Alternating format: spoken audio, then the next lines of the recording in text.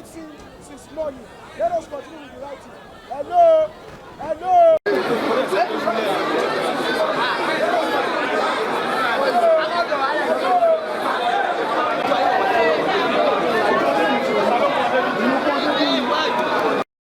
We know it's not going to cause any impact, but then the legacy is what we want to still leave. We don't want the legacy to change. The Polytechnic Ibadan is the only school with the Article D, which everybody knows, and that is what is giving us that leverage. Imagine if I graduate from the school now and I say I went to Olunloyo Polytechnic. The first thing is, what recognition does your school have? That's the first question that is going to be asked.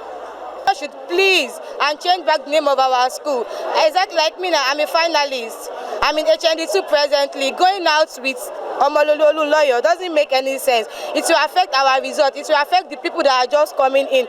So the government should please change back the name of our school to the Polytechnic Ibadan, not Olunloyo. We don't want OOPI. We want DTPI. That's what we want.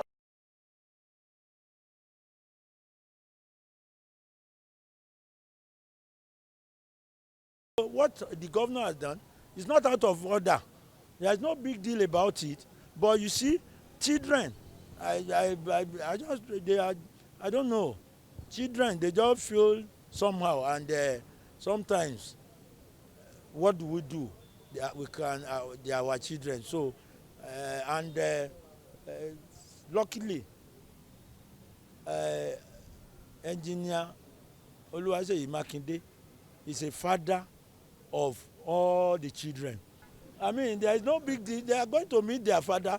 They will resolve the issue by themselves. But for we appreciate what the governor has done for us. Appreciate your coming.